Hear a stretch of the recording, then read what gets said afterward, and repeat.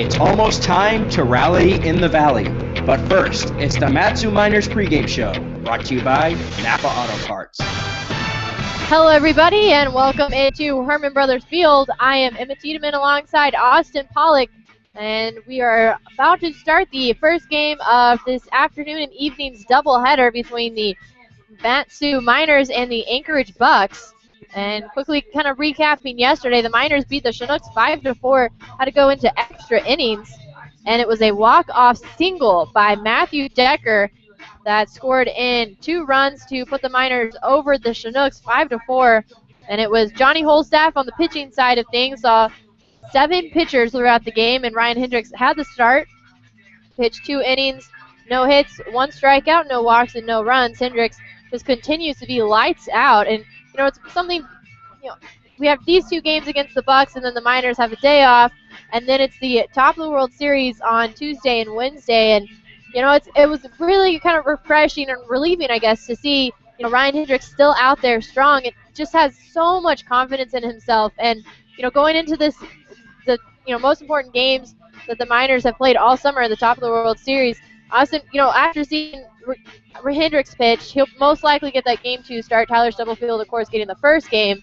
But, 2 Texas A&M Aggies leading the pack here, and the way of the pitching staff for the Miners. And looking ahead to the top of the World Series, what are you looking for out of Stubblefield and now Hendricks? And Hendricks has just been doing an outstanding job. Well, I think the key is just for them to keep on doing their thing. Stubblefield goes out there and just dominates. He doesn't throw that hard. He throws 91. I shouldn't say that hard because I certainly can't throw 91, but he doesn't need a 95-mile-an-hour fastball to get things done. His off-speed pitch do the job, and he's just a very smart pitcher. He goes out there, he knows what he's doing, and the same for Ryan Hendricks. They know what they're doing, and they're not afraid when runners get on. They find ways. They trust their fielding to get things done, and that's what matters. And of course, that if necessary, if there's a Game 3, that starting pitcher is, from what we understand, to be determined. But I think one of the reasons that Johnny Reed, the lefty out of Azusa Pacific, gets the start tonight is in his 2 starts, he's been really, really strong. He pitched July 1st against the Pilots, went 4 2/3, and struck out 9, and gave up just 1 earned run, but got the loss. The Miners didn't score a run. So, I think that for him, if he can have a good start tonight, this afternoon I should say, against a pretty solid offensive Bucs team, then, if that Game 3 is necessary, then, hey, Ben Taylor and Brad Baker could certainly point their fingers to him and say, go get him. And Johnny Reed, out of Azusa Pacific down in California, I talked to him in one of our pregame profiles, and he said, usually at school he's the starter. He's not in that relieving position at school, and came up here and is that in the relieving spot, did get the spot start like you said, but yeah, I think that he's very comfortable. He's used to starting. He's been doing it all year with Azusa, and yeah, I think he said he feels more comfortable starting rather than relieving, and I think you're right. I think if he has a strong start here, then we could definitely see him at least relieving it in the top of the World Series, if not starting, but yeah, that third game, like you said, is definitely a kind of a toss-up. Well, don't let his numbers fool you. His ERA is over 10, but that is 0, in my mind, 0 indicator of what this kid has, because when he starts, we've seen him in 2 starts, he's lights out. So maybe it's a comfort thing. It's what he's used to. When he comes into a game with runners on, or there's not that feeling of, okay, here we go, first pitch of the game, and there's not that feeling. So it sort of plays with your mind a little bit. So maybe that starter's role is just a little bit more comfortable for him, and it's something that is, of course, it's what he's used to, but it's something that it's what the Miners need. It is, and the Miners, the way that we understand it, are most likely playing in Anchorage. There is a situation where there could be a tie between the Panthers and the Miners of where to play, but it's definitely be the Panthers and the Miners, and Miners and Panthers have seen each other quite a bit, but talking about today's games against the Bucs, the Miners and the Bucs, compared to other teams, they really haven't met a whole lot. They've seen each other play 3 times, and Miners have a 1-2 record over the Bucs, and they've all played at Mulcahy, and we've remarked on this before. Mulcahy, for some reason, it's a very, very tough place for the Miners to get a win. Well, the Miners really haven't they've played well all summer, but the road has been a little bit more difficult with most of their losses on the road coming at Mulcahy, but they're really, really sharp at home. And I don't know if it's just so that they're playing the Bucs or they're playing the Pilots, or if it is Mulcahy, maybe the playing surface or a lack of a batter's eye. There's a bunch of things to consider, but I don't think that's really much of the issue. I think that sometimes it's a coincidence. I think, and I look at it as for Johnny Reed, I think about how important it is for him to go out there and just be confident. That's something that I really think about. And these bats have been pretty good the last couple of days. You could say, yeah, they only scored 5 runs against the Chinooks and they're used to double digits. Sure, that's possible, but I think you need to really consider everything. And one of the big things to consider is Johnny Reed. And if he can go out there and just be confident and focused, then they've got a shot. I think so too, and things are just about to get started here at Herman Brothers Field. And we will take you down to the action with Wolfgang Winter on the PA. Profile interview with a player, as well as Taker's Take, Manager Ben Taylor's weekly show. Thanks to our locally owned and operated Napa Auto Parts for being the official sponsor of the Matsu Miners broadcast.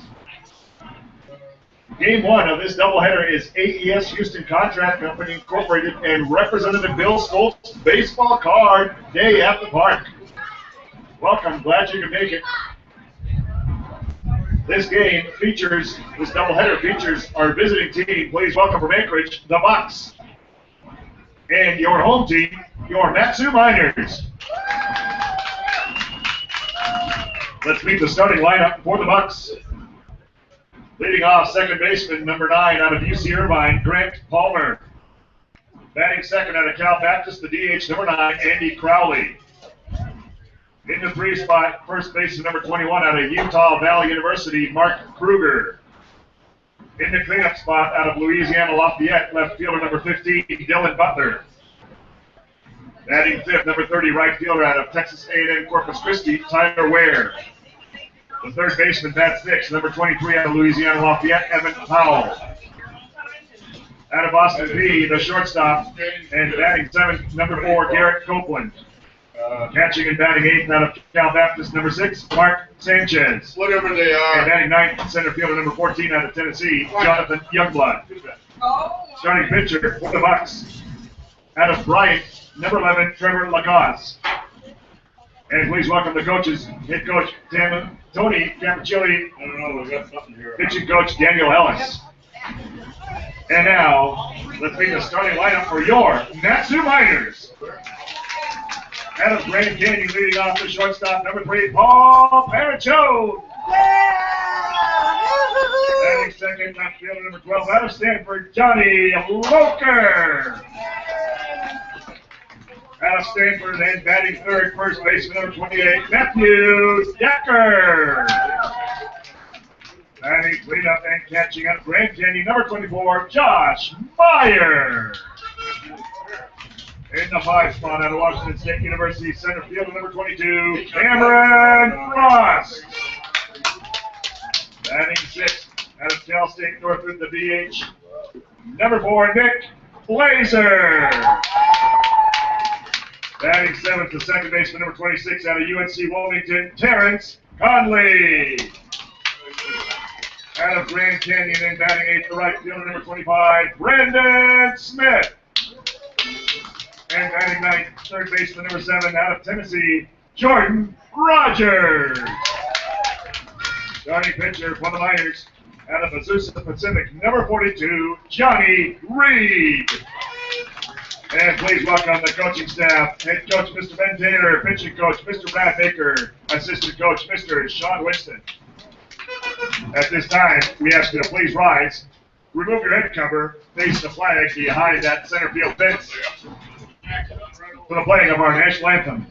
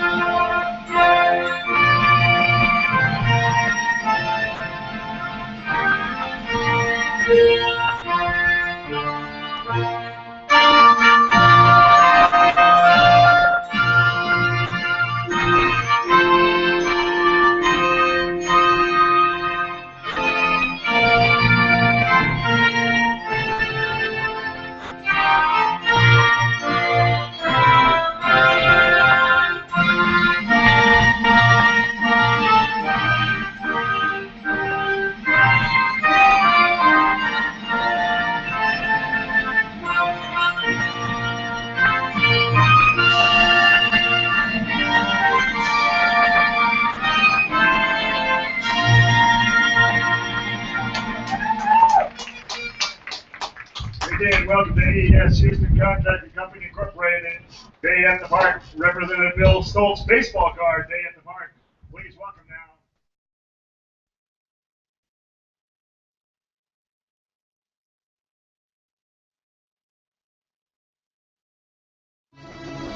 With championships in 2004, 2007, 2009, and 2010, the Miners are looking to bring a title back to the Mat-Su Valley. This is the longest championship drought in 10 seasons. 8 former Miners selected in the 2014 MLB draft, and head coach Ben Taylor is back for another season of baseball in the Valley. Here we go. Mat-Su Miners Baseball on the Miners Radio Network. 2-0 pitch swung on, lifted to center field. Charging is Frost. Frost makes a diving catch. What a play by the center fielder. Sent out to deep right. Going back is James Navant at the wall. He will watch it go. High fly ball down the third base side. Going back for it. It's at the wall. Smith rounds first, heads to second. And it's in there standing for a leadoff double. Here's the pitch. Swing, a high fly ball out to deep left. Back goes Adam Manzer. It's gone! A grand slam, and the Miners walk off with the win. Johnny Loker, welcome to the Valley. And now, the voice of the Miners, Austin Pollock and Emma Tiedemann on the call right now. Good afternoon and welcome inside Herman Brothers Field in Palmer, Alaska. Game 1 of a doubleheader between the Anchorage Bucs and the Mat-Su Miners. I'm Austin Pollock. Emma Tiedemann to my right. As always, this is the first visit for the Anchorage Bucs to Herman Brothers Field, and almost ready to go. It is 4-0-2 here in Alaska. The Miners with a walk-off win last night, 5-4, courtesy of Stanford's Matthew Decker, a 2-run single to dead center over the head of the center fielder Stephen Pollux. Loker and Panachone scored. The Miners won 5-4, and really all these walk-offs that we've seen this summer just go to show how strong this team can be late in the game. Yeah, we've seen it all season. It's just walk-off, a walk-off double, a walk-off single, a couple walk-off grand slams sprinkled in there, and this team has just been so much fun to watch all summer. And another walk-off to kind of send them and put that momentum into the top of the World Series. We are almost ready to go. A little bit of a delay here with the umpires. Tim Davis is the home plate umpire, Drew Vertez the field umpire. Beautiful day for baseball here. Clouds pretty much 100% over Herman Brothers Field, the playing surface, but the sun is poking out, and again, just back-to-back days where it's been beautiful weather, especially after a couple rainy days that postponed a couple of the games for the Miners. Yeah, that's one of the reasons we're playing a doubleheader today, and it was a little chilly and rainy, and it wasn't just a light sprinkle, it was a pretty constant, nice little shower. But the field looks nice, it's all green. Very green.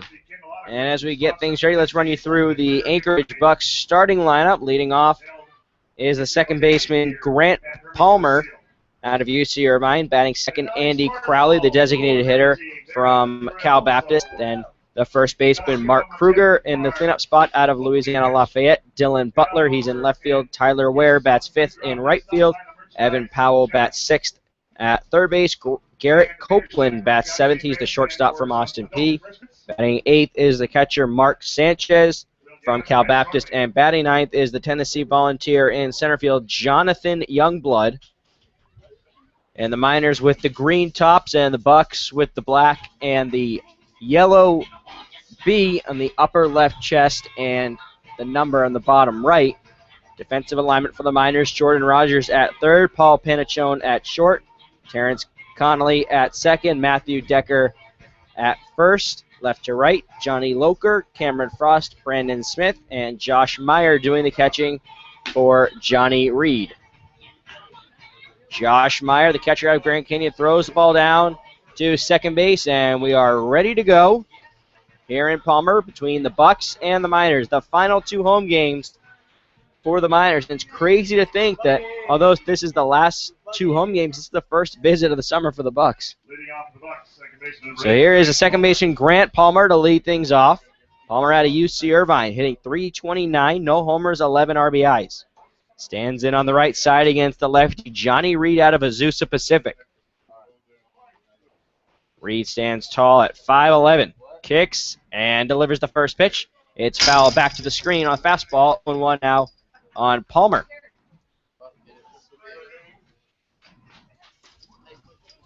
Johnny Reed, the left-hander from Azusa Pacific in the ERA over 10, but he's been very sharp in his starts. 0-1, fouled off right side, out of play, 0-2. Palmer has 11 RBIs, 4 doubles, and 1 triple, hitting .329. Palmer's 5 for his last 12. Reed kicks and delivers the 0-2.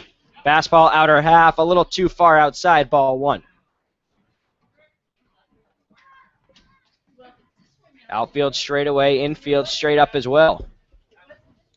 1-2 from Reed. Breaking ball, a little high, letter high, 2-2. Brandon Smith, the right fielder, he's a little shallow and right.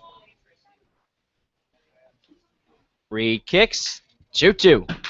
Fastball popped up foul territory over by the Miners dugout. Decker gives chase but watches it go behind the Miners dugout for a foul ball, and it's still 2-2 with nobody out. Game 2 of this doubleheader will start 45 minutes after the completion of Game 1, but not before 6 o'clock. 2-2, chopper, right side of the infield, scooped by Terrence Connolly. Throws to first, 1 away.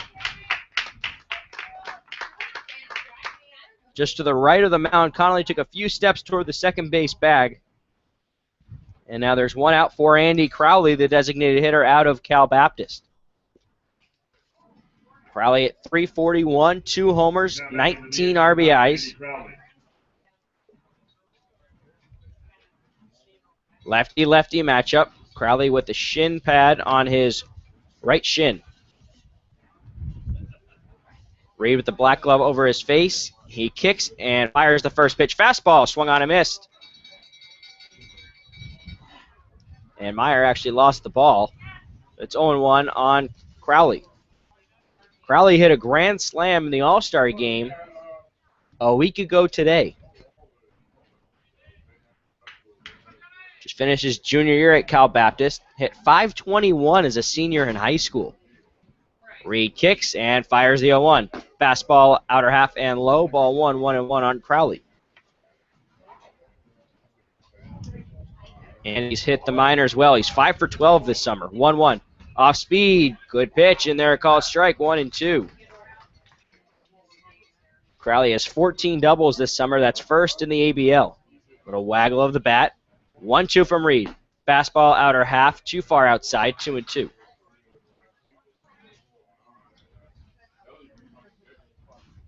Reed kicks. 2-2. Off speed. Left a little high. 3-2. A full count.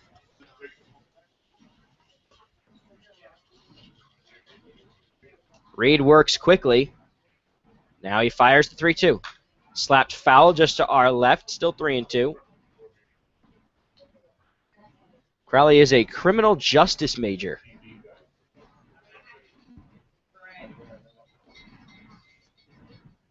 Reed delivers the 3-2. Off speed, poked foul left side. Loker gives chase and watches it land on top of the bullpen mound in left field.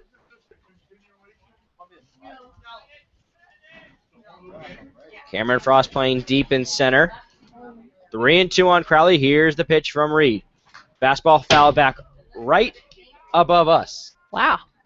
Fouls off the press box and then back onto the field. Huh. That was like right above our booth. And I think it was just maybe to the left. Exciting. Here comes the 3-2. Fastball, fly ball left. Loker under it. Moves a little to his left and makes the catch. 2 away. Now I'll bring up Mark Kruger, the first baseman out of Utah Valley. Kruger at .348. 4 homers, 28 RBIs. He is very tall, 6'5". Stands on the left side against the lefty Reed. Here comes the first pitch.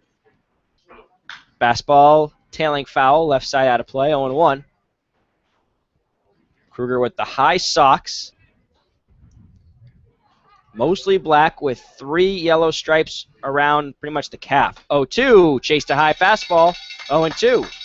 No pinstripes today. No. Well, I think those are just at home. Yeah. Bucs with the gray pants, black stripe down the side. 0-2 from Reed. Called strike 3. First strikeout for Johnny Reed. It's a 1-2-3 inning for the lefty out of Azusa Pacific. No score. We head to the bottom of the first on the Matsu Miners Radio Network.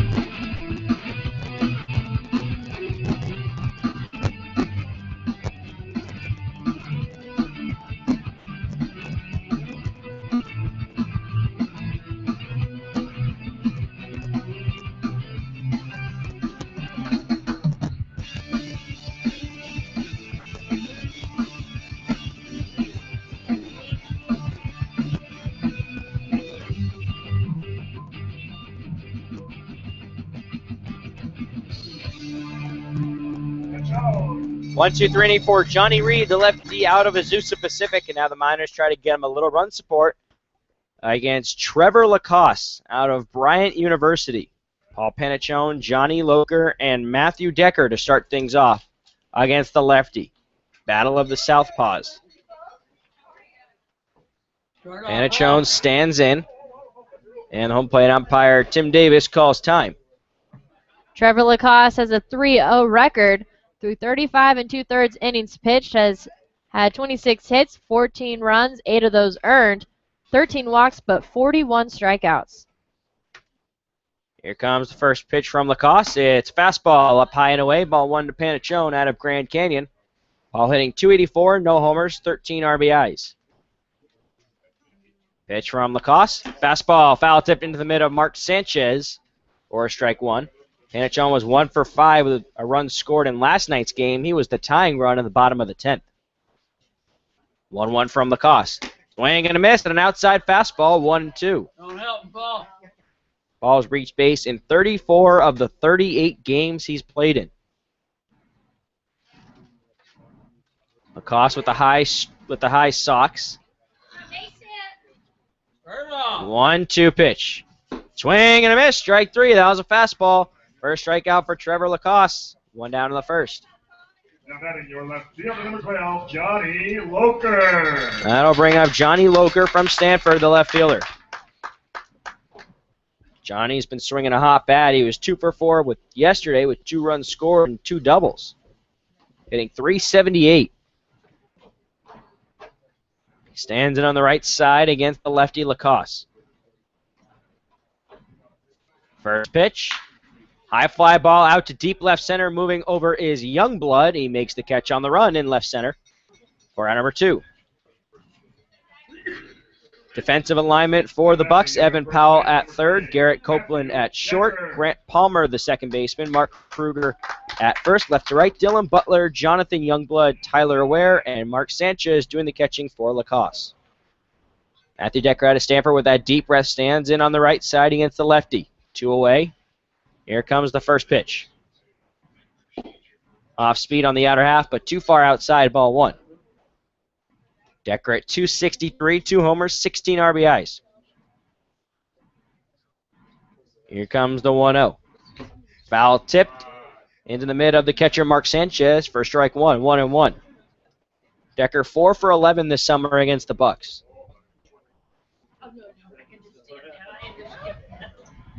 Last night's hero, 1-1. Slider inside and low, 2-1. Decker was 2 for 4 with a walk-off 2-run single in the bottom of the 10th. No, it was not a home run. 2-1. Foul right back to the screen. 2-2.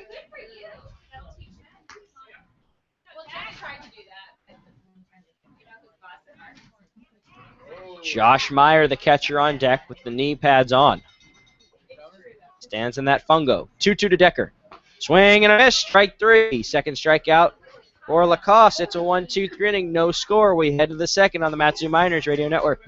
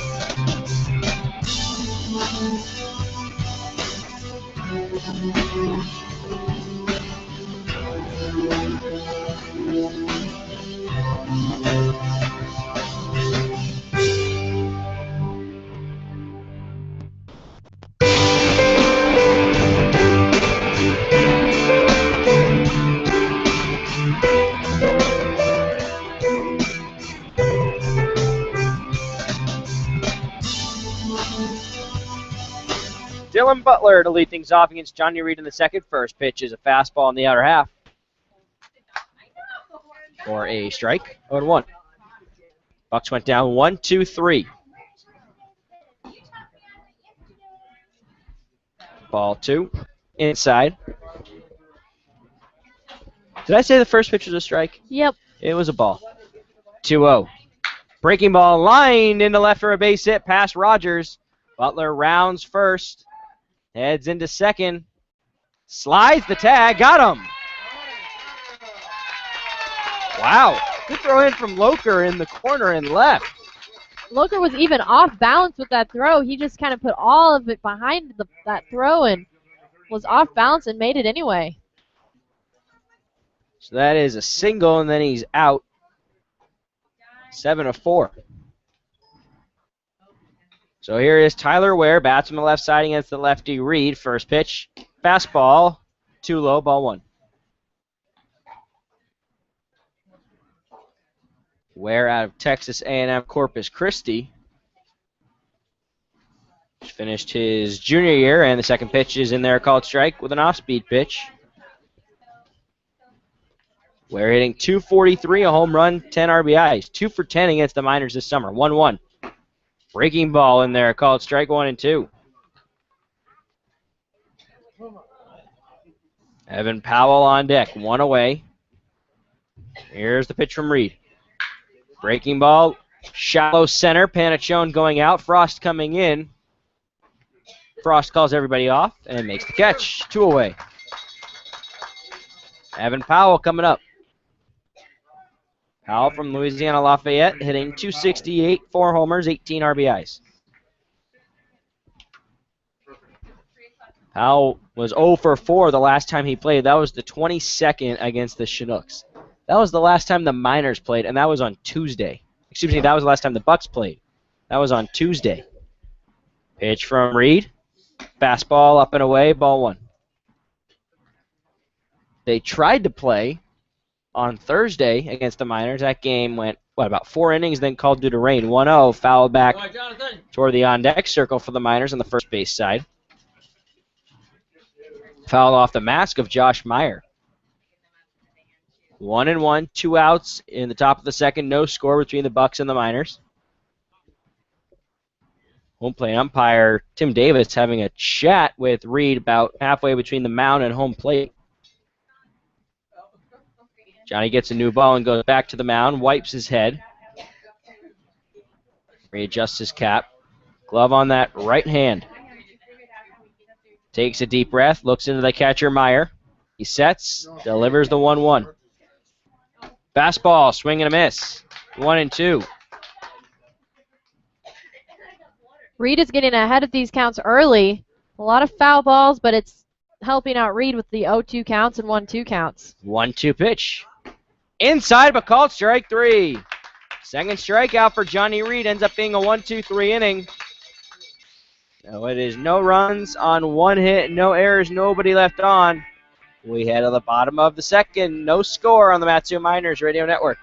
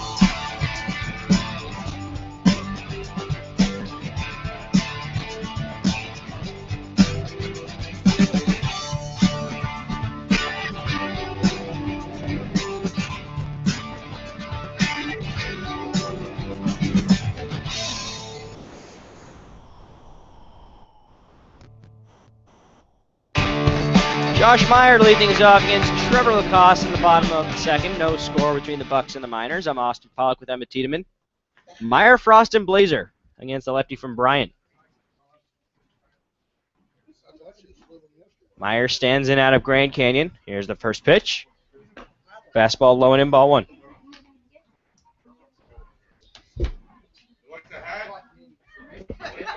Meyer with those hands above his head, 1-0.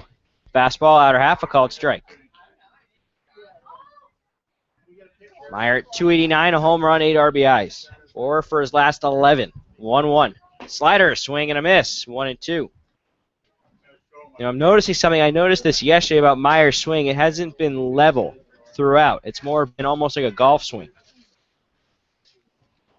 1-2. Swing and a miss. Strike 3. That's a third strikeout for Trevor Lacoste. 1 down to the bottom of the second. Now batting your center fielder, number 22, Cameron. And that brings up Cameron Frost, a center fielder out of Washington State. Frost at .333, 5 home runs, 23 RBIs, 0 for 3 yesterday against the Chinooks. First pitch is off speed, low and in, ball 1.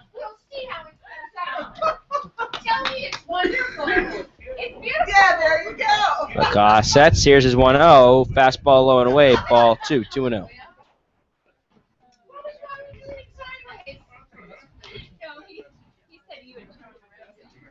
Lacoste sets and fires the 2-0. Fastball in there called strike. 2-1.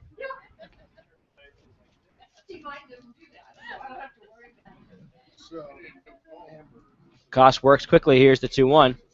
Off speed in there called strike. 2-2.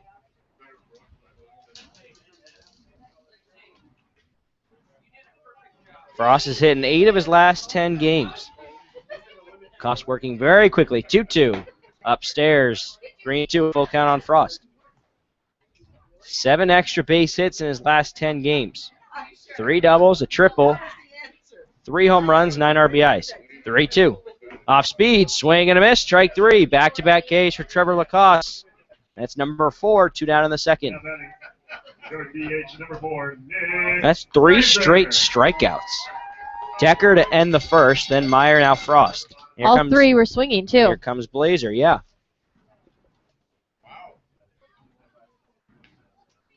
Goes to show that he's got the good stuff. First pitch, fastball low and in, 1-0. Entering this game through 35 2/3 innings pitched, has 41 strikeouts. 1-0 pitch coming to Blazer. Fastball, letter high, ball 2. Blazer at 256, no homers, 12 RBIs. 0 for 3 against the Chinooks. Here's the 2-0. Off speed, that's low, 3-0. Blazer out of Cal State Northridge. Led Cal State Northridge with a 3.02 average this past season. 3-0 is off speed, but a little high. Ball 4, a 4-pitch walk. First base runner for the Miners. That brings up Terrence Connolly going with a new look today. No high socks. Connolly, the second baseman out of UNC Wilmington. Hitting .288, no home runs, 12 RBIs. Runner at first is Blazer. 2 steals on the summer. 2 outs and no score in the bottom of the second. Here's the first pitch to Connolly. Fastball, a little too high. Ball 1.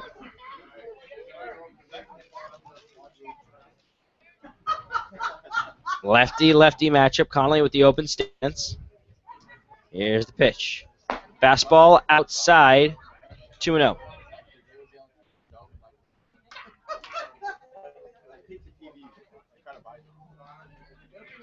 Connolly points the bat, points it again. Lacoste looks at first, delivers home. Off speed, low and outside, ball 3. Yesterday was the first game where Terrence didn't reach base since July 1st. It's 14 games. 3-0 the count on Connolly, 2 outs, no score. Lacoste looks in, looks at first. Here's the pitch. Fastball in there called strike, 3-1. Conley is very, very good at working these at-bats. He hasn't been swinging and fouling a lot off, but really making Lacoste work for that strike zone. 3-1, Lacoste sets and fires the 3-1. Hard grounder up the middle, but scooped by the second baseman. Palmer steps on the bag at second for out number 3. It's no runs on no hits, no errors, 1 man left on. We're through 2. No score on the Matsu Miners Radio Network.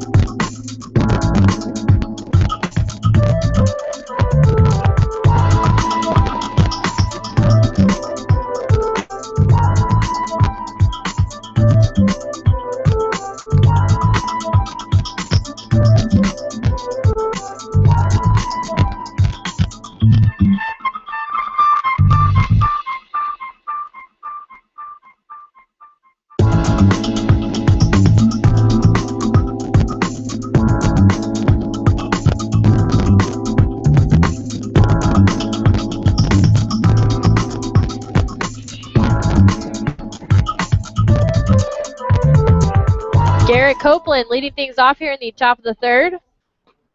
And new pitcher on the mound for the Miners, that is Jonathan Boyer out of Kansas City Community College. First pitch to Copeland inside for ball one. Swung on and fouled back, and it's an 0-2 count for the shortstop. Copeland with 12 RBIs, 7 doubles, and 4 triples, hitting .219. 0-2 pitch by Boyer is a little outside and high for ball one. Copeland out of Bartlett, Tennessee, a freshman at Austin P. 1-2 pitch is low and away for ball two by Boyer. It's a friend of Jordan Rogers. They grew up together. Their dads coached together. John, bring him in there. 2-2 pitch by Boyer is fouled back on the screen. Stays with the 2-2 count. No record for Boyer and a 2.84 ERA. Faced the Bucs on the 19th. Went an inning, no runs, no hits, 2 walks, 1 strikeout. 2-2 is lifted deep into right field. Going back for it is Smith. At the wall, jumps up for it and makes the catch. Great play by Smith. It was back right in front wall with the scoreboard in right field and backed up, probably hitting the warning track, and then jumped up and caught it over his head for the first out.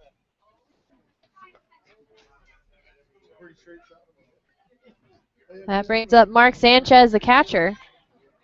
Sanchez out of Corona, California.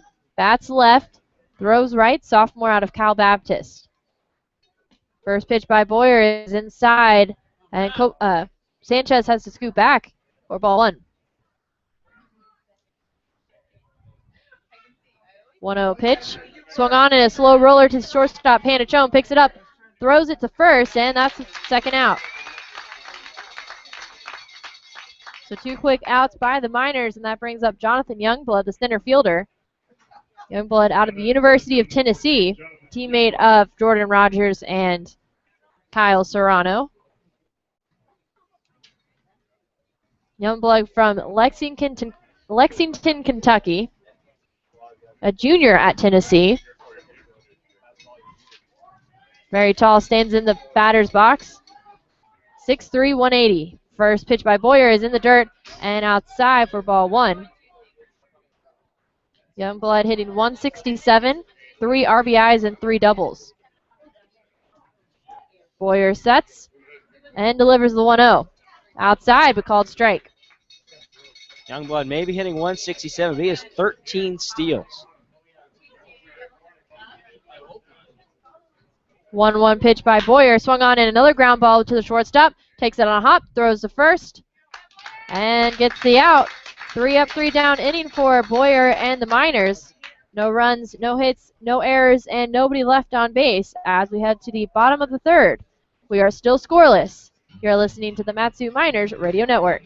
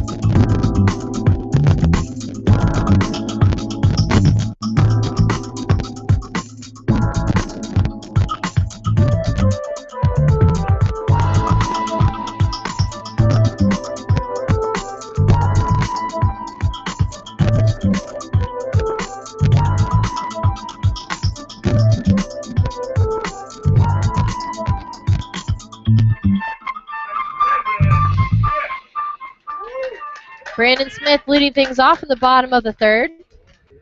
Scoreless through 2.5. Smith, the right fielder, steps into the right-handed batter's box. Smith out of Grand Canyon. First pitch by Lacoste is inside for ball 1. Smith has 11 RBIs and 3 doubles, hitting .226. 1-0 pitch in there, called strike on the outer part of the plate.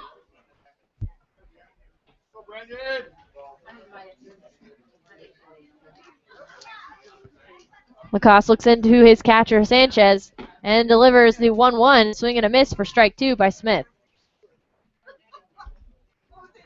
Smith was selected by the Washington Nationals in the 15th round of the 2012 draft.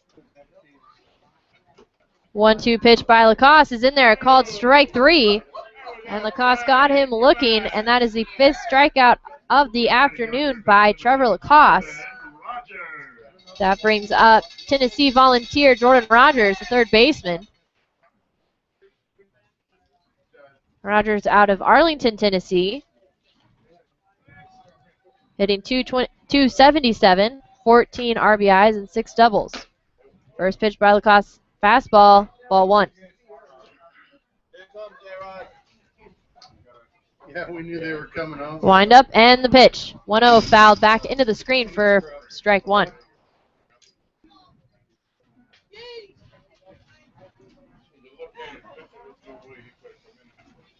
Rogers sets.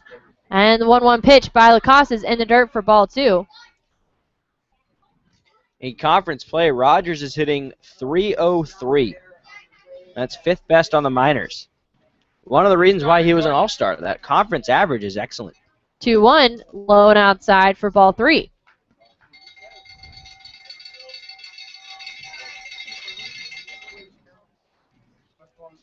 Three-one pitch by Lacoste is high and inside, but called strike 2. Full count now for Rogers. Only the second full count worked by Miners batters. Last one was Frosty, struck out swinging. And it's a slow roller down the third base side, and the third baseman, Powell, can't catch it. It kind of took a hopped into his body, and Powell just wasn't able to field it. And so Rogers reaches base on the error by Powell, the third baseman. That brings up Paul Panachone. Panachone, the shortstop, struck out swinging in his first at bat in the first inning. Panachone with 13 RBIs, 11 doubles, hitting .284. First pitch, shows bunt, puts it down the third base side, just to the left of the mound. Powell, the third baseman, charging and cannot make the throw to first. Quickly, there are 2 base runners on with Johnny Loker at the plate. Excellent decision right there by Ben Taylor and Paul Panachone. They know that he really has the speed. And it was a perfectly hit bunt just between pretty much the mound and third base. So it was Powell the one who came for it, and by the time he got to the ball, realized he didn't even have a play. He didn't even throw the ball. Loker flew out in his first at bat in the first inning. Has 3 home runs, 10 RBIs, and 9 doubles. Loker out of Stanford. First pitch by Lacoste. Inside, ball 1. Rogers at second base, reach on an error and move to second on Panachone's infield single. Lacoste looks into his catcher Sanchez for the sign. Sets. Quick glance at second base to Jordan Rogers and delivers the 1-0. Lifted high in the infield, the shortstop Copeland steps to his left, and it's called an infield fly rule. So Loker is out, and Panachone and Rogers stay at second and first. That brings up Matthew Decker. He struck out swinging in the first inning at first base tonight, was the hero last night with a walk-off single over the head of the center fielder. And the bottom of the 10th inning. Lacoste sets and delivers the first pitch. It's lined into left center field, going back toward his Youngblood. That gets down, and Rogers rounds third and heads home along with Panachone. Decker decides to hold up at second, and it is a 2-out RBI double. Now a 2-0 ball game for the Matsu Miners, and they lead the Bucs here in the bottom of the third. You know, again, it's just Decker loves going to that left center field gap and even just to the left of dead center, but hits it deep. So it's hard for really any outfielder to go track that ball down because he hits it so hard that it just flies so fast.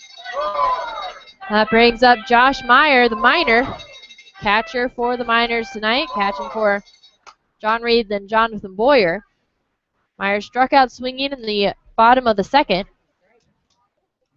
Lacoste sets, keeping an eye on Decker at second, and delivers the first pitch. Is low and outside for ball one. Meyer out of Grand Canyon University has 1 home run against the Bucs at Mulcahy, 8 RBIs, 8 doubles, and 2 triples, hitting .289. 1-0, swing and a miss for strike 2.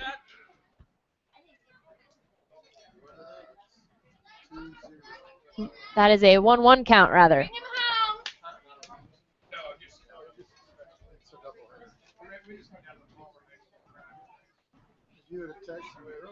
Meyer holds the bat above his head with the open stance. 1-1, check swing, called strike. 1-2 count now for the catcher.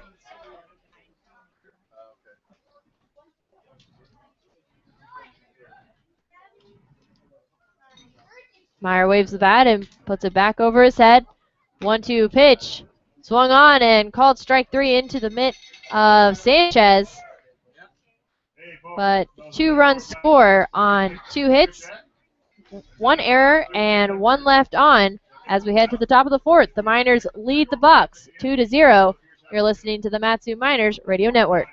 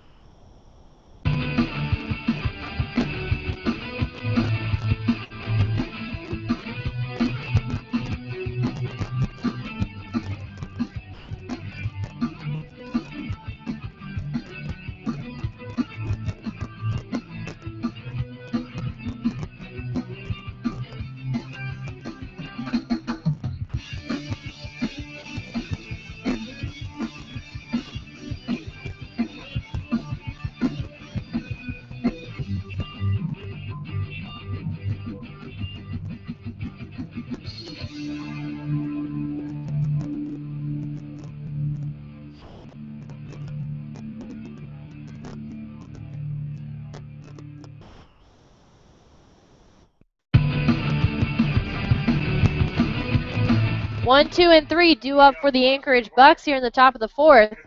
I'm Emma Tiedemann alongside Austin Pollock, and the Miners score 2 in the bottom of the third. Make it a 2-0 ball game here in the top of the fourth, and Grant Palmer at the plate for the Bucs. Boyer still on the mound for the Miners. First pitch, a little inside and high, but called strike 1. Corners are in. Jordan Rogers at third, Matthew Decker at first, Terrence Connolly as well as Paul Paniccione in the middle infield playing deep in the hole. 0-1, swung back, ground ball, and back to Boyer. Able to field it, flips to first, and makes the out. That was just a one-hop ball back to the mound, just to the left of it, the right of it. Boyer able to catch it and flip it easily to Matthew Decker at first base. That brings up Andy Crowley, the lefty, designated hitting this afternoon for the Bucs. 0 for 1 with a fly out in the first. First pitch by Boyer is in there, called strike 1. You know, the thing about Boyer is he's so good at painting that outside corner. And the 0-1 is outside, a little too outside, called ball 2. You know, I think it's part of his delivery. He just stretches his arms so far back. 1-1, breaking ball. Beautiful pitch in there, called strike 2. Good slider from Boyer. Boyer is listed at 6'6", very tall and very long arms. 1-2 is outside for ball 2.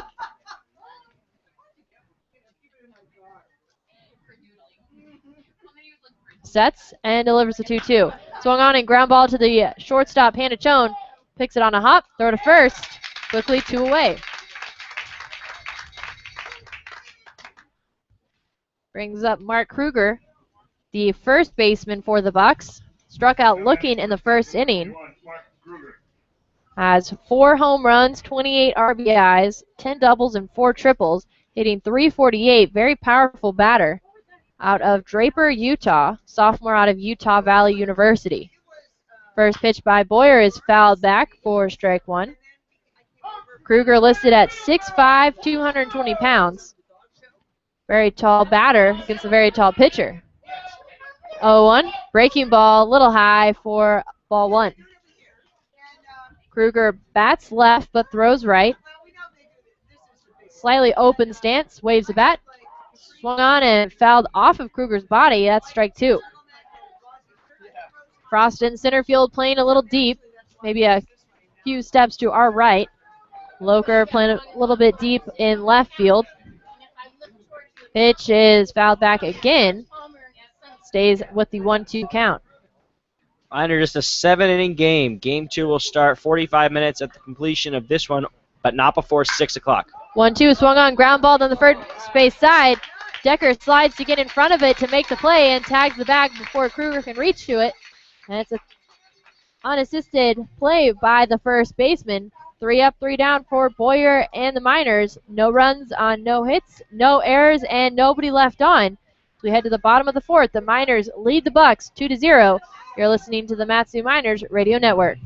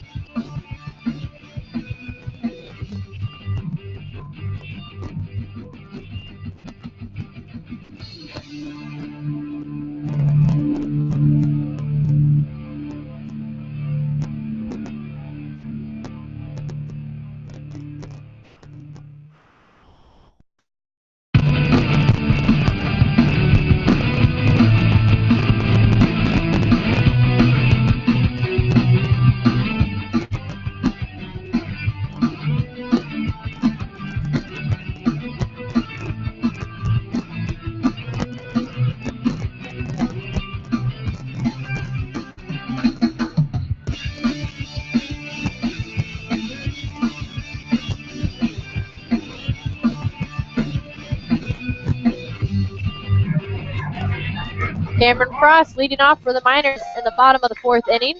The Miners lead the Bucs 2-0. Frost struck out swinging in his first at-bat in the 2nd inning after working the count full. Trevor Lacoste still on the mound for the Bucs. He's given up 2 runs and 2 hits so far, but has struck out 6. Only walked 1. First pitch, swing and a miss by Frost for strike 1. Frost out of Washington State. Has 5 home runs, 23 RBIs, 12 doubles, 7 triples. 0-1 pitch.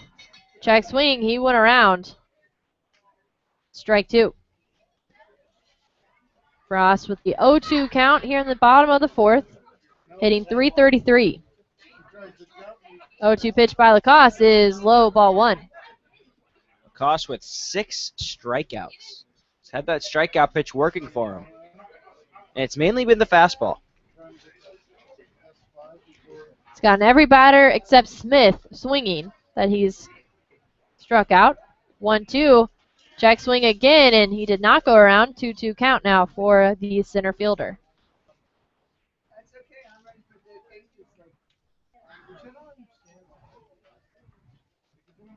Frost very speedy, can turn a single into a double. 2-2 is fouled back on the screen. Reigns a 2-2 count.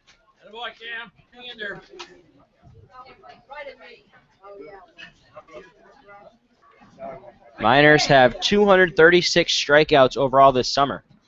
Another foul ball by Frost. And that is the second fewest in the ABL behind the Gold Panthers. They have struck out 200 times. Most is the Pilots, 331. 2-2. Swing and a miss for strike 3. That is the 7th strikeout of the game for Trevor Lacoste. That brings up Nick Blazer, the designated hitter. Was walked in the second inning out of Cal State Northridge. We've seen him at second base also. Has 12 RBIs, 3 doubles on the season, hitting .256. First pitch by Lacoste is low, but called strike 1.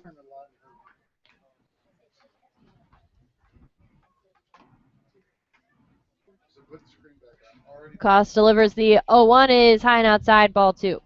Action in the Miners bullpen. We'll know in just a second who it is. 1-1 pitch by Lacoste. Swung on and ground ball in the gap, up into left field. Blazer with a 2-out single. Rather a 1-out single. Blazer at first base and Conley heading to the plate. If anybody is headed to the top of the World Series at Mulcahy Stadium, tickets are available at the gate, $5.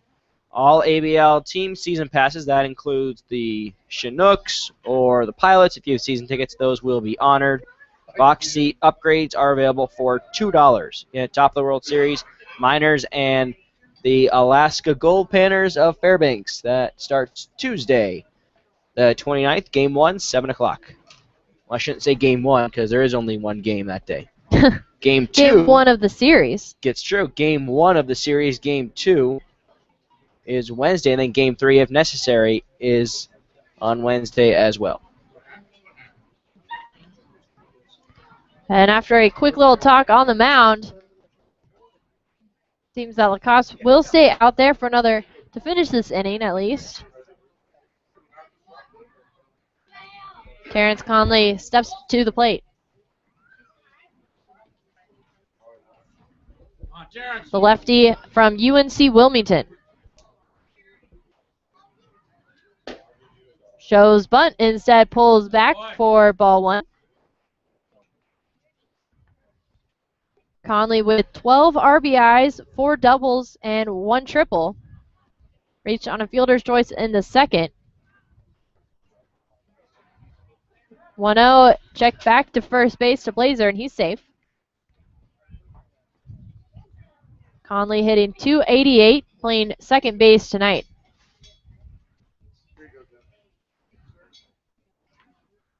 Toss sets, Blazer is off. Throw to first, throw to second, and Blazer is out, caught stealing.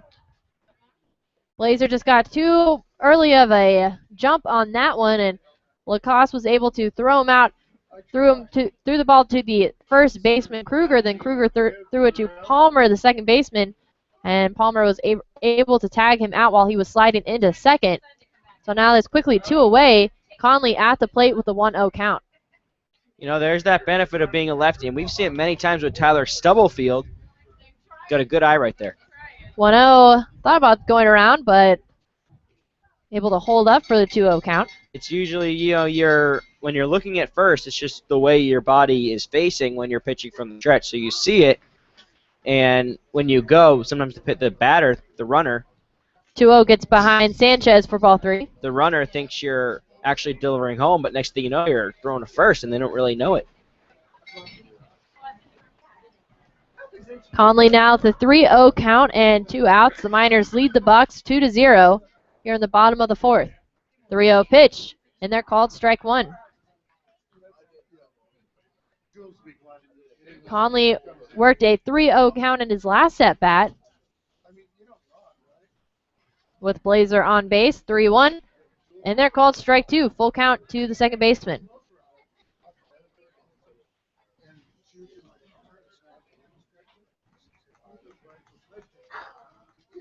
Conley steps in, and the 3-2 pitch by Lacoste. In there, called strike 3. Got him looking, and that is the 8th strikeout of the night for Trevor Lacoste. No runs on 1 hit, no errors, and nobody left on. So we head to the top of the 5th. The Miners lead the Bucs 2-0. You're listening to the Matsu Miners Radio Network.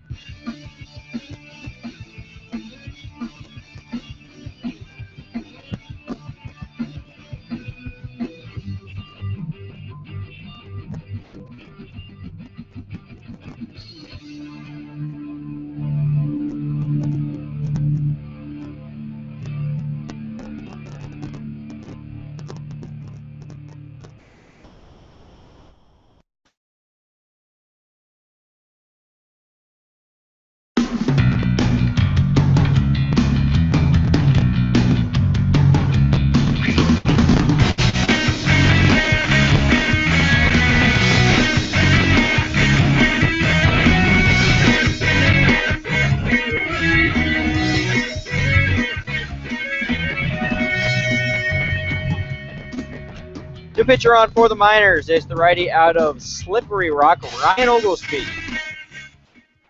Oglesby, the right-hander, will face Butler, Ware, and Powell. That's 4, 5, and 6 for the Bucs. The Miners lead 2-0 as we start the top of the 5th inning. Oglesby pitching from the windup. Here's his first pitch. Slider in there, a called strike. Beautiful pitch from Oglesby. Enters with a 2-0 record and a 3.52 ERA. He's appeared in 13 games for the Miners. 0-1. Fastball lifted foul, right side out of play. Oglesby pitched yesterday against the Chinooks, who went an inning, gave up 2 hits, 2 runs. They were not earned, 1 walk and no strikeouts. Slider is very outside and goes to the backstop. 1-2. Boyer finished with 2 innings pitched, no hits, no runs, no strikeouts, no walks. 1-2 from Oglesby.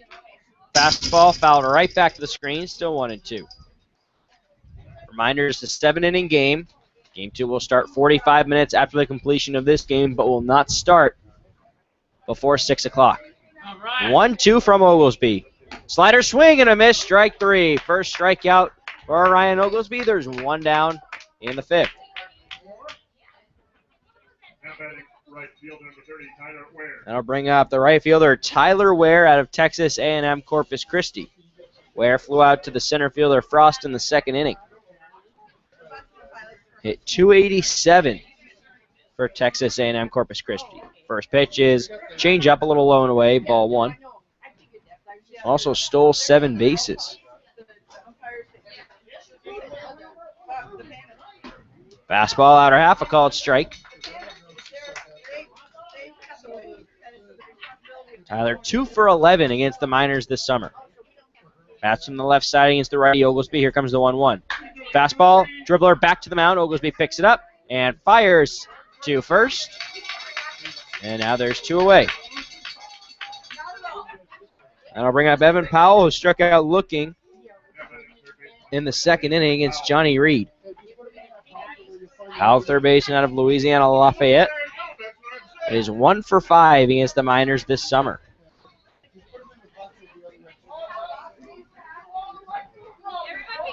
Powell, a college teammate of Dylan Butler. He started the inning. Fouled right back to the screen. 0-1. Dark clouds over Herman Brothers, but you can see the sun very bright behind those clouds. 0-1. Change up a little inside. 1-1. It is about 64 degrees last time I checked. The wind has a little bit of a bite to it, though. 1-1, slider outside, 2-1. Yeah, I was about to say it feels a lot cooler than, would you say 64? 64, yeah. A lot cooler than 64. I'm not I love it though. 2-1. Fastball, high fly ball, deep center. Frost went back, now races in and makes the catch for out number 3. A 1-2-3 inning for Ryan Oglesby. Miners still lead 2-0 as we head to the bottom of the 5th on the Matsu Miners Radio Network.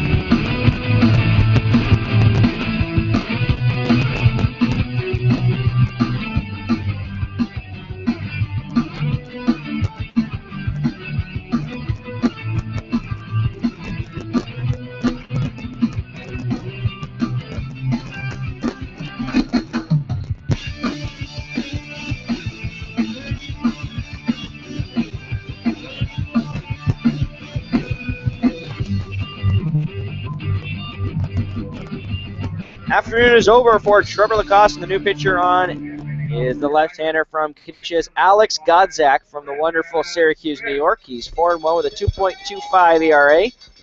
This is his 12th appearance. He struck out 38 in 32 innings.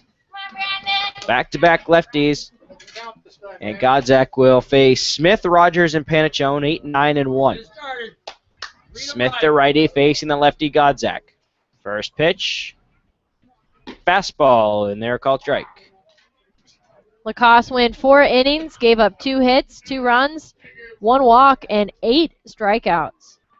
0-1 pitch. Slider outside. Smith check swings, but didn't go around. Ball 1. 1-1. Smith struck out against Lacoste in the third. He struck out swinging. 1-1.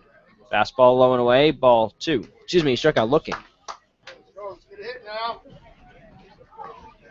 It's very awkward writing that backwards K. I always feel like I'm a preschooler again, and I can't put my letters the right way. 2-1 pitch. Fastball, swing and a miss, but dropped by the catcher Sanchez. It's 2-2. Outfield straightaway. The right fielder Ware is very close to that right field line. Big gap in right center. Youngblood, the center fielder, is shallow. 2-2 pitch. Breaking ball lifted, right side foul out of play. Still 2-2. More action in the Miners bullpen. Looks like the righty Isaiah Terrazas. It is. 2-0 Miners. Bottom of the 5th. 2-2 pitch to Smith. Pokes it foul right behind the Miners' first base dugout. And if that foul ball does damage to your car, visit the folks at the locally owned and operated Napa Auto Parts. They're in Big Lake, Palmer, and Wasilla. Visit www.napaalaska.com. 2-2 pitch. Breaking ball, belt high, but called ball 3, 3-2.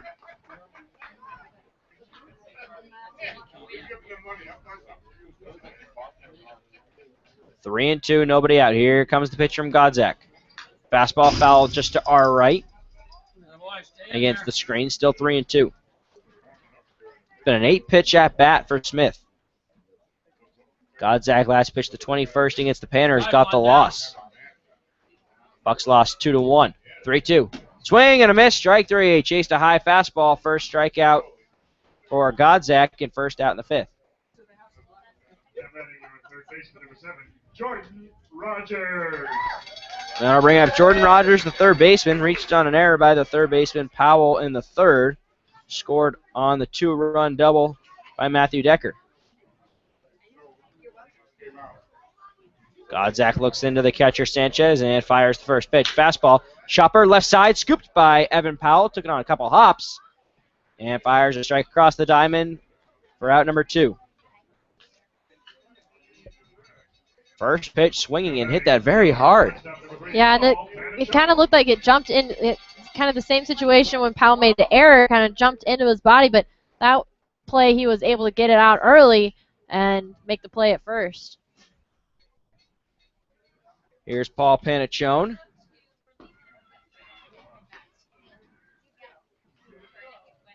First pitch, ball 1. He reached on a bunt single in the third, scored on the double by Decker, and then struck out in the first. 1-0.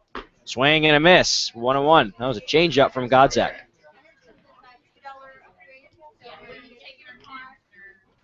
Godzak working quickly as that glove level with his chest. 1-1 pitch. Fastball, waves and misses. 1-2.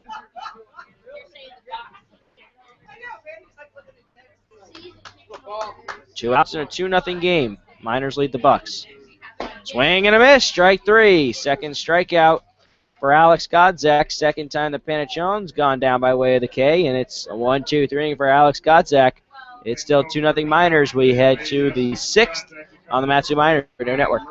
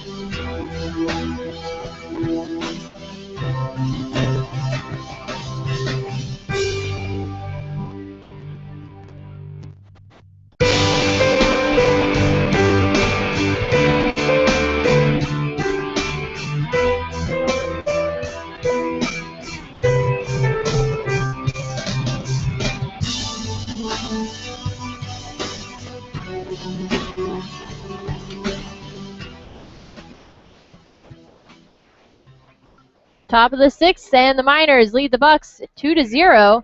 I'm Emma Tiedemann alongside Austin Pollock. Isaiah Terrazas on the mound. First pitch to Garrett Copeland in there, called strike one, right over the middle of the plate. Terrazas 6'2", 210 pounds, out of Golden West Community College. 0-1 is fouled back. Quickly 0-2 count for Copeland. 1-1 with a 2.75 ERA.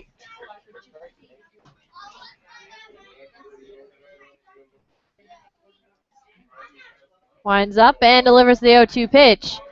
Little inside and then in the dirt for ball one. Terrazas last pitched yesterday against the Chinooks, went an inning and a third, 1 hit, no runs, no walks, no strikeouts, faced 4 batters. 1-2 pitch by Terrazas is lifted high in the infield. That's shallow left field now. Going back to the shortstop Panachone and makes the catch almost on the third base line. The way that the ball came off the bat, it looked like it was just going to stay in the infield, but kind of drifted out into shallow left, just outside the infield dirt. And that's the first out in the top of the sixth. That brings up the catcher, Mark Sanchez. 0-for-1 with a ground out to the shortstop, Panachone. Sanchez, sophomore out of Cal Baptist. First pitch, swing and a miss for strike one.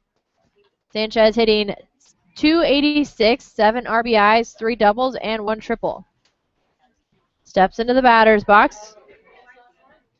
Open stance. 0-1 pitch by Terrazas is in there, called strike one on that outside part of the plate. 0-2 count. Sanchez bats left, throws right, listed at 5'10", 200 pounds. 0-2 is outside, ball one. I guess this is another Johnny Holstaff day because Vince Robio is tossing the ball near the bullpen. Terrazas looks in and delivers the 1-2. Lifted into right field. That gets down in the base hit in the corner. Smith is able to pick it up, throw in, and Sanchez makes it to second with the 1 out double. That ball was just lined down that first base line and dropped just in front of the K. If you've ever been to Herman Brothers, I don't think it's on the camera, but the K is just about 5 feet to the left of the foul line, and that got down for a double with Jonathan Youngblood at the plate. Youngblood 0-for-1 with a ground out to the shortstop, Panachone, in the third inning. And center field tonight, first pitch by Terrazas is a little high for ball one. Youngblood out of the University of Tennessee, hitting .167, 3 RBIs, 3 doubles. 1-0 is inside, but called strike one. Youngblood does have a lot of speed, though, around the bases, so if he can get on base, it's a good base runner for the Bucs to have, along with Mark Sanchez on second. Youngblood is the tying run at the plate. Terrazas sets for the 1-1 pitch. Quick glance at second and delivers. Lifted high in foul territory right behind home plate. Meyer, the catcher, dances around and able to make the catch for out number 2.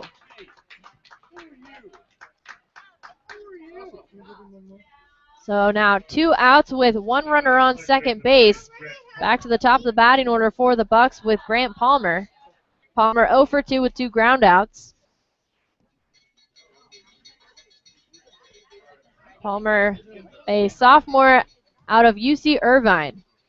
Terrazas sets, delivers the first pitch and is lined into left field. Sanchez rounds thirds and heads home. The throw in by Loker and not able to be caught in time. And Palmer slides into second, the RBI double. So now the Bucs trail by 1 run here in the top of the 6th. Miners lead 2-1 with a runner on second. Now Panachone gave a good leap at shortstop, but just over his head. Didn't really miss it by much, and he's a little guy. First pitch to the lefty, Andy Crowley, called strike one. Not only Crowley liked the call from home plate umpire Tim Davis. Crowley 0-for-2 with a fly out and a ground out. Terrazas sets and delivers the 0-1. Swung on and lifted foul.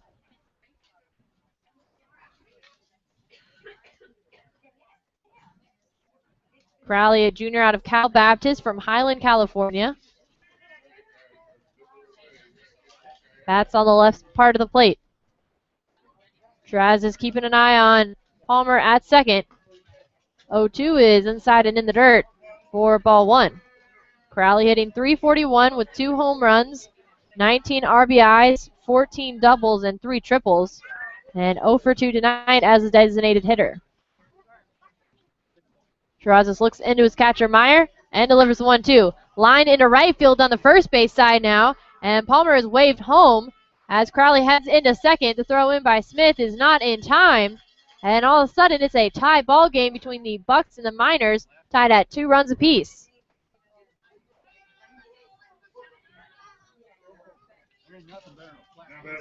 So Crowley is at second base now. Palmer scored, and Mark Kruger, the first baseman, heading to the plate. And the leadoff batters, 1, 2, and 3. Palmer, Crowley, and Kruger, all very, very good hitters with averages above .325, all 3 of them. Kruger 0 for 2 tonight with a strikeout and a groundout. Terrazas sets and delivers the first pitch, is outside for ball one. Kruger from Utah Valley University. Bats left, throws right from Draper, Utah. 1-0 pitch by Terrazas is lifted in the infield. Second baseman Connolly comes into the dirt and makes the catch for the second out. But the Bucs score 2 runs on 3 hits. No errors and 1 left on as we head to the bottom of the 6th. The Miners and Bucs are scored at 2 runs apiece. You're listening to the Matsu Miners Radio Network.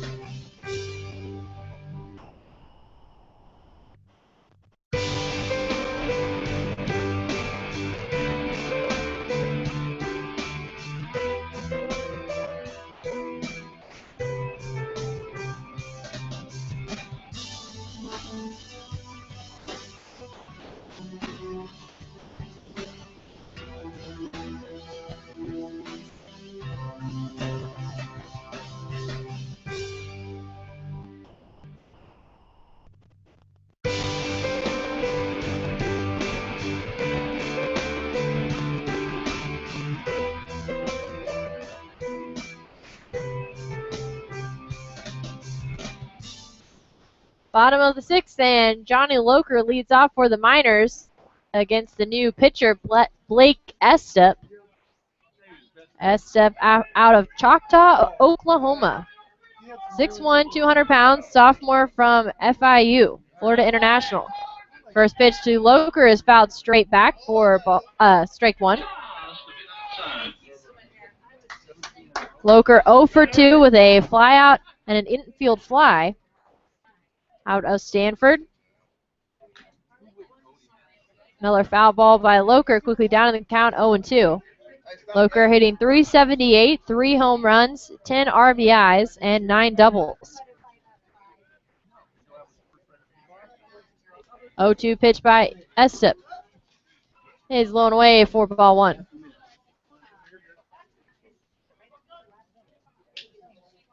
Choctaw, Oklahoma. Never heard of it. 1-2, lifted foul, and then it's down the third base side, Butler gives chase and makes a catch just about a foot to the left in foul territory, and that's first out. Choctaw, I know in Durant, Oklahoma, which is on the way from Missouri to Dallas, right on the border of the Texas and Oklahoma border, there's Choctaw Casino, which is a very large casino. First pitch to Matthew Decker, a little inside ball one. But I don't think it's Choctaw, Oklahoma. I think it's Durant, definitely Durant. But I don't know where Choctaw is. 1-0 is lifted foul. How about I Google it? We could Google it.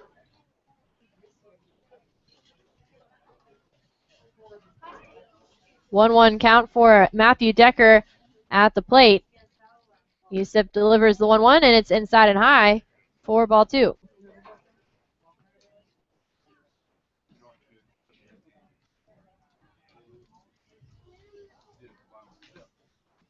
And a foul tip by Decker on the 1-1 count.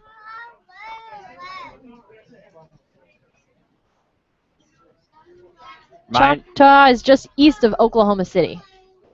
I don't even know where Oklahoma. I've heard of Oklahoma City, but I don't even know where that is in the state. It's right, like literally in the middle of the state. North of Norman. 2-2, another foul ball by Matthew Decker. Reminder, this is just a 7-inning game. We're in the bottom of the 6th. Game 2 will start 45 minutes after the completion of this game, but will not start before 6 o'clock. It is 5:20. 2-2, another foul ball. So Choctaw is just east of Oklahoma City. Oklahoma City is north of Norman. That is where OU is.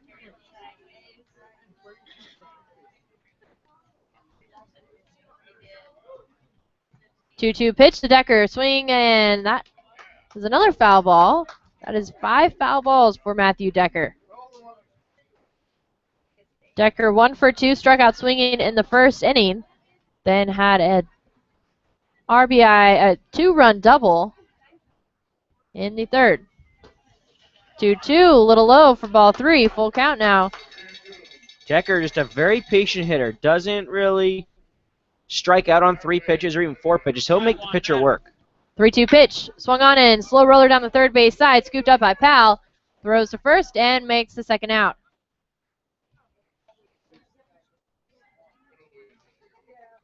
And that's 2 away for Josh Meyer, the catcher. Meyer 0 for 2 was struck out swinging.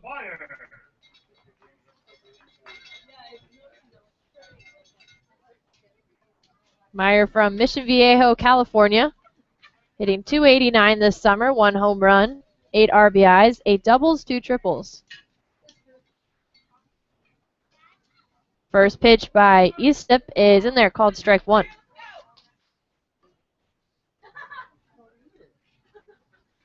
Estep sets and delivers the 0-1. And it's ground ball on third base side, just over the third base bag. Powell throws to first in time for the third out. 3 up, 3 down for the Bucs. We head to the bottom of the top of the 7th. We're tied at 2 runs apiece between the Miners and the Bucs. You're listening to the Matsu Miners Radio Network.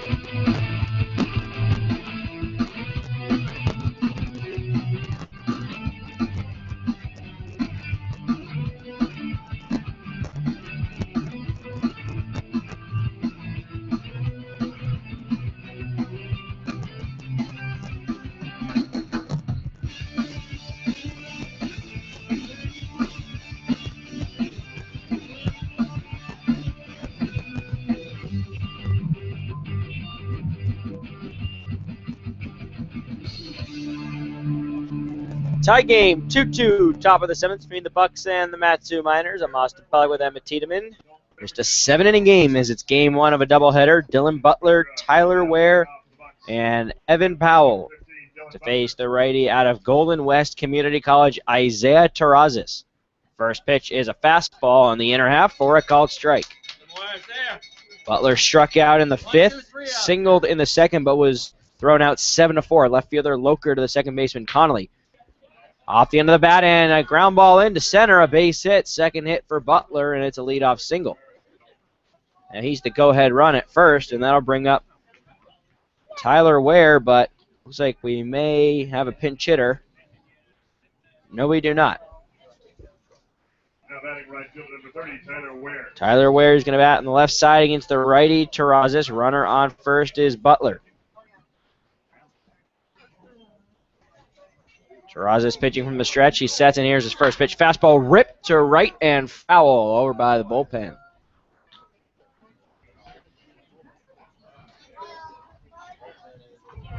Evan Powell on deck.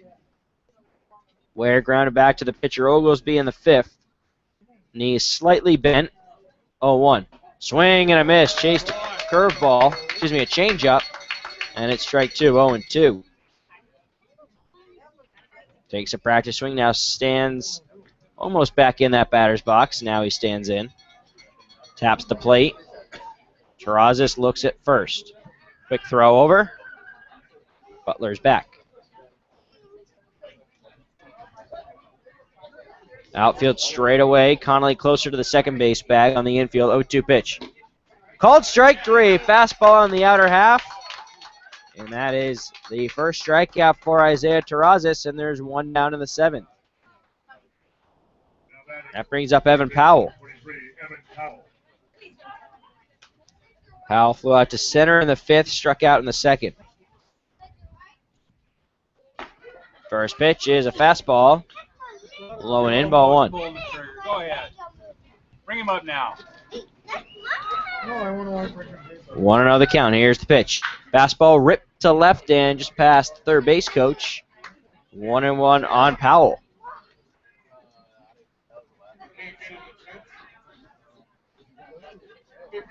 Frost is deep in center, so is Loker in left. 1-1, tie game, 2-2. Terrazas sets. Delivers the 1-1. Slider low and in. 2-1.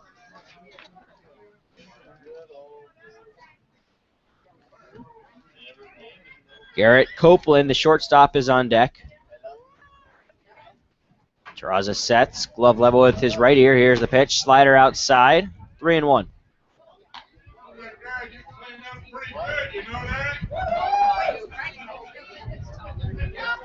Miners pitching has been pretty good today.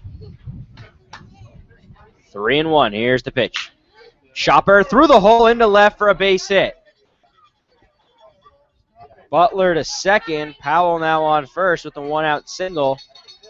And now it's runners at first and second with Copeland coming to the plate. Just 1 out. Copeland was the first batter that Terrazas faced in the 6th. He popped out to short. And then in the 3rd, he flew out to right. Bats from the left side. Little guy, 5'11". Maybe I shouldn't say little guy. He's certainly taller than me. 1 out, runners at first and second. Terrazas sets, and here's his first pitch. It's off speed and outside, ball 1.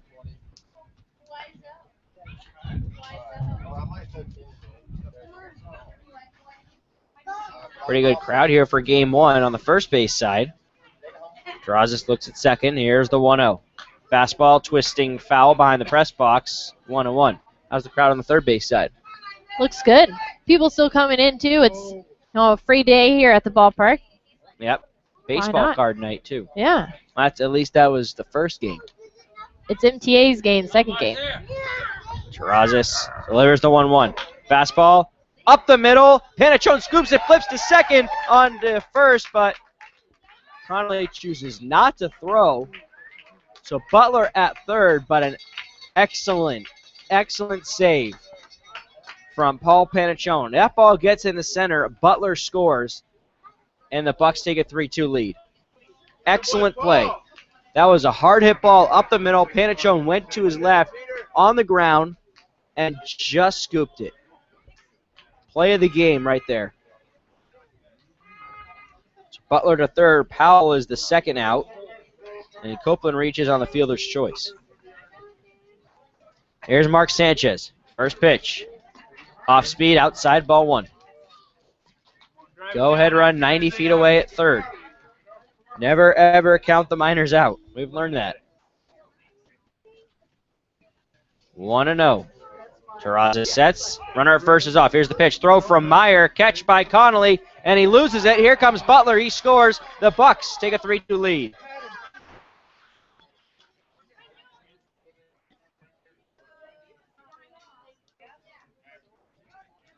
That's exactly what the Bucs were looking for. Get that runner to second. Hope that Meyer throws down. And as soon as he throws down, send the runner at third. Butler. He scores. Copeland with his 16th stolen base of the summer. Pitch a strike to Sanchez. It's 2-1. An error has been charged to Terrence Connolly on the stolen base. 2-1. Fastball, outer half. Ball 3-1. Pretty good looking pitch, Al.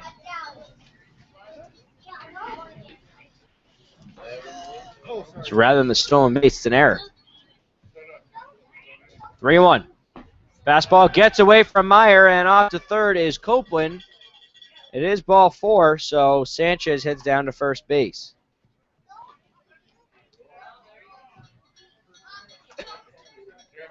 Meyer out to talk with Terrazas as Jonathan Youngblood making his way to the plate. Youngblood out of Tennessee.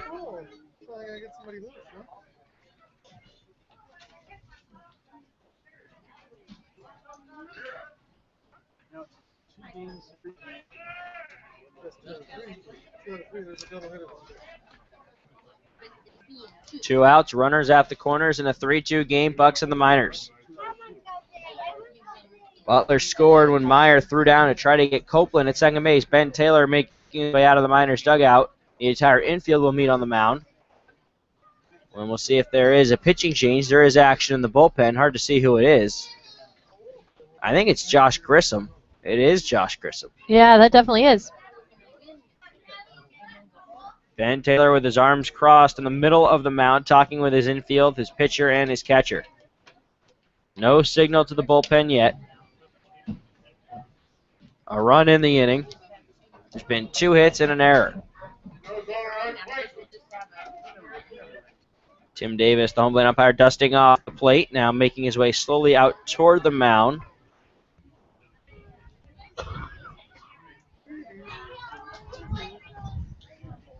Very slowly up to the mound.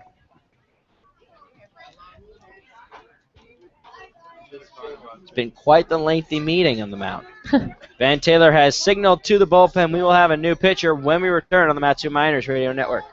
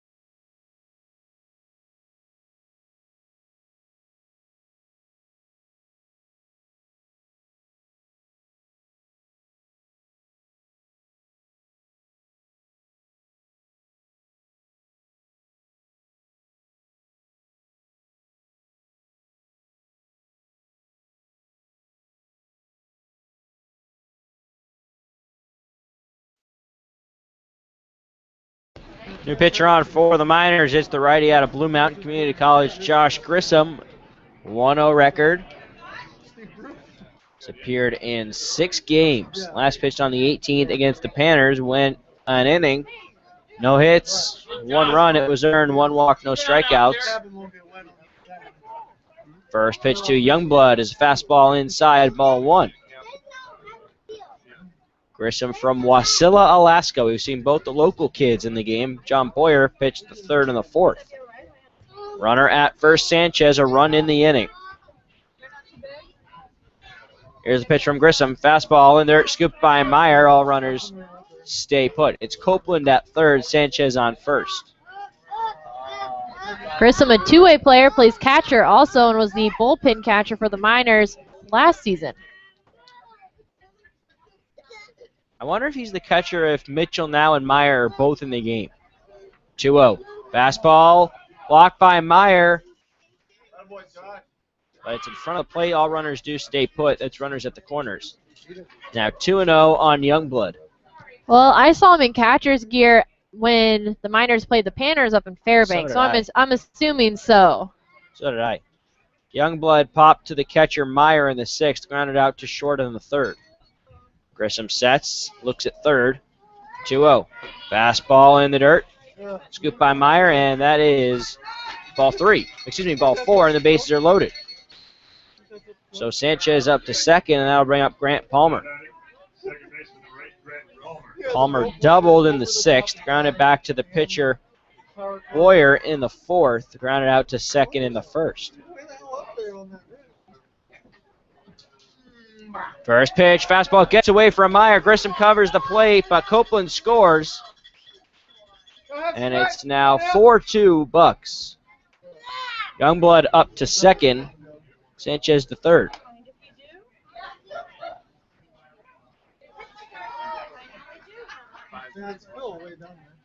See most of the pitches here from Grissom low and in the dirt.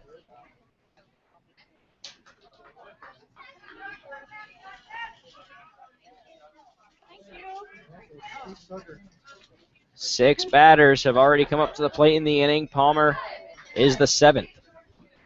2 outs. Grissom pitching from the windup, 1-0. Fastball in or half, a called strike, 1-1. Butler started off the inning. He singled. Tyler Ware struck out. Evan Powell singled, 1-1. Is in the dirt, scooped by Meyer. 2-1. Powell singled. Copeland reached on a fielder's choice. Sanchez walked, and Youngblood walked. Hard grounder up the middle for a base hit. 1 run scores. It's Sanchez. Here comes Youngblood. It's a 2-run single for Grant Palmer.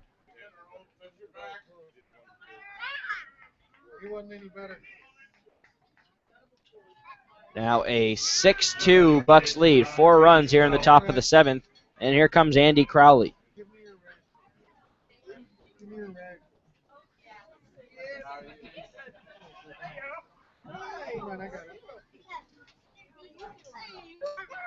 First pitch, changeup on the outer half, a called strike.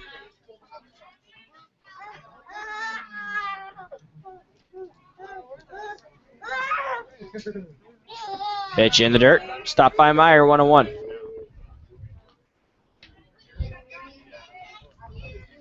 Due up for the Miners in the bottom half, Frost, Blazer, and Connolly.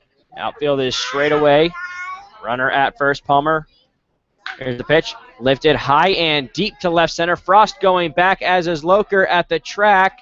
And it is off the wall. Frost throws it in. Here comes Palmer. He scores just past the glove of Josh Meyer, and it is an RBI double for Andy Crowley.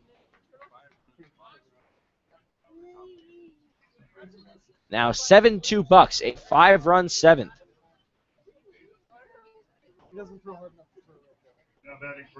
That brings up Mark Kruger. Something to realize here, the second out was made when Evan Powell was out number 2 on that fielder's choice. First pitch is a ball to Kruger. So what happened was Butler singled, Ware struck out, And Powell was the out when Copeland reached on the fielder's choice. Called strike to Kruger, and it's 1-1. That means that the second out was made with the fourth guy. Pitch is low, ball 2. I think I should restate that. So Powell was the third guy to come to the plate, but he was the second out when Copeland, the fourth man, reached on the fielder's choice. But since then, 4 guys have reached base. So most of this damage coming with 2 outs. 3-1 on Kruger. Pitch low, ball 4.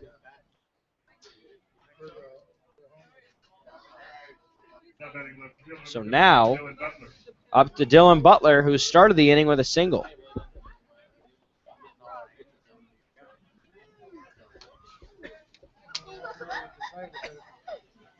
Bucs have batted around. Grissom looks at second. Here's the pitch. Fastball low and away, ball 1.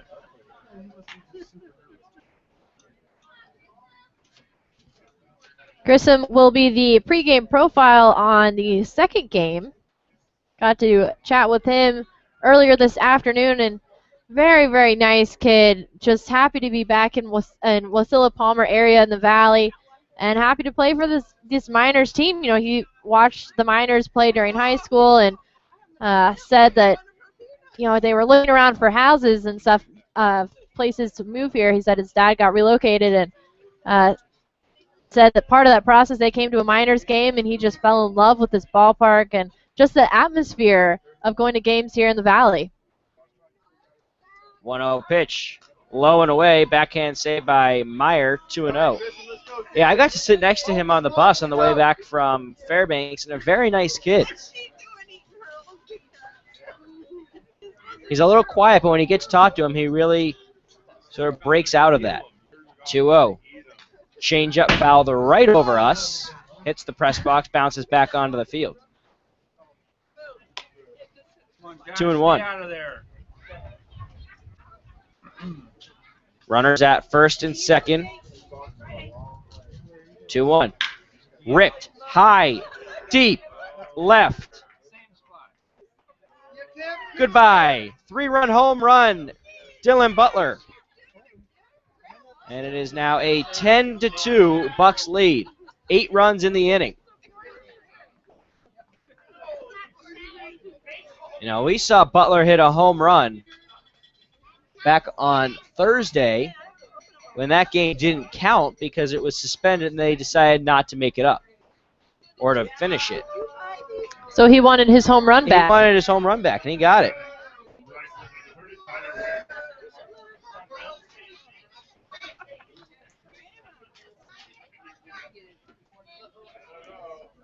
So a 3-run home run. Crowley and Kruger score, and it is a 10-2 lead for the Bucs. And Tyler Ware is coming to the plate. Lefty to face the righty, Brad Baker, making his way back to the Miners dugout. Baker is the head coach at Blue Mountain, where Grissom finished his freshman year. Excuse me, he just finished his sophomore year. 2-1. Fastball is a little high. Excuse me, first pitch is a little high, ball 1. Here's the pitch. Change up low, ball 2, 2-0. Josh also talked about having Brad Baker at Blue Mountain State and then coming here, and said he really likes his coaching style. Sent high fly ball, deep right. Smith going back at the track at the wall. And that ball is gone. Solo home run for Tyler Ware, and it is now an 11-2 lead for the Bucs. Let's go, Grayson. You're all right. Let's go. Back-to-back homers for the Bucs. And I'll bring up Evan Powell. Powell singled in the first part of the 7th inning. Had a ground ball in the gap between Rogers and Panachone. Breaking ball up over by his head, 1-0. Outfielders now playing deep. Pitch is lined into center for a base hit. Left center over the glove of Panachone. And it's a 2-out single for Evan Powell, the second hit of the inning. Just about the exact same spot he hit the ground ball in the first part of the inning, too. Here is Garrett Copeland, reached on a fielder's choice. Popped out to the shortstop Panachone in the 6th and flew out to right in the 3rd. First pitch is a fastball low and in, ball 1.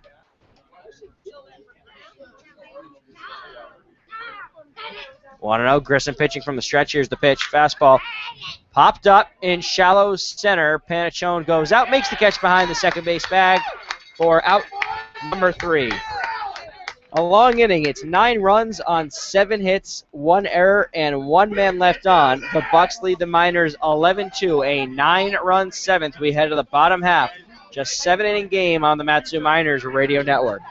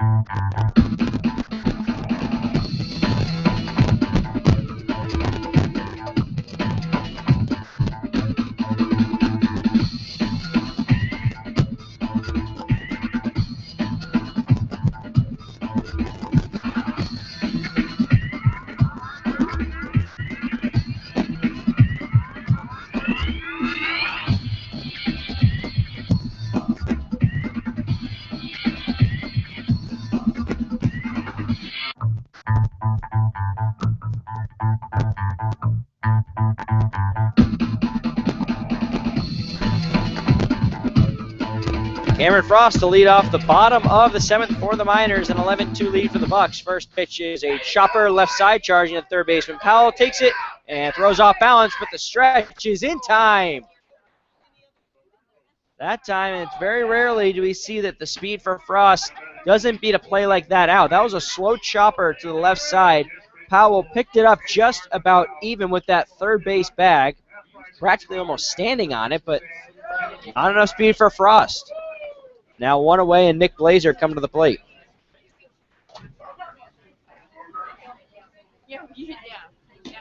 First pitch, swing and miss, strike 1.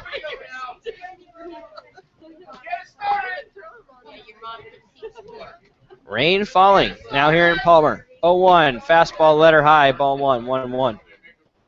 And all of a sudden just came over the field. And it's not exactly a drizzle. No. 1-1, fastball. Ground ball left side, and Copeland can't make a play.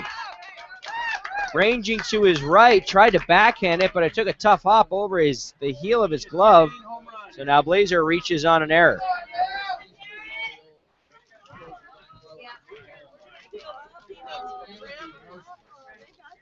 Here is Terrence Connolly.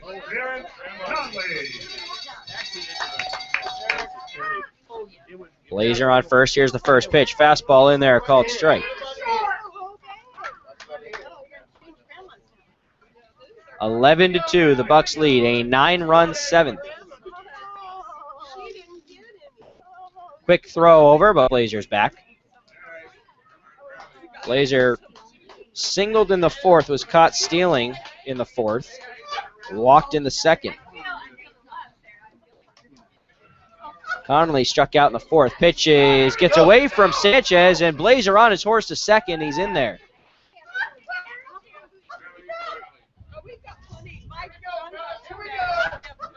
Connolly also reached on a fielder's choice in the second. Connolly the left-handed batter against the righty Estep. 1-1. Fastball sent foul left side behind the Bucs third base dugout.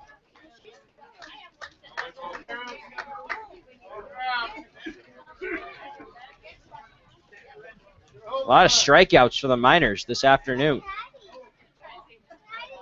1-2. Estep sets, looks at second, delivers the 1-2.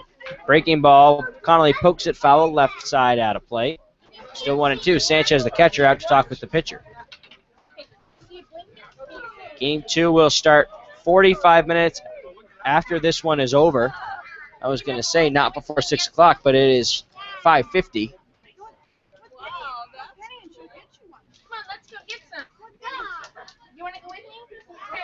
Here comes the 1-2. Fastball, swing and a miss, strike 3. First strikeout for Estep, and there's 2 down. That brings up Brandon Smith. Smith 0 for 2, a pair of strikeouts. Struck out against Alex Godzak and struck out against Trevor Lacoste. Smith bats from the right side, the outfielder from Grand Canyon. Laser on second base. Reached on there by the shortstop Copeland. First pitch, fastball, low, ball 1. Smith was drafted in 2012, 15th round by the Nationals. Wants the bat. 1-0. Swing and a miss, 1-1.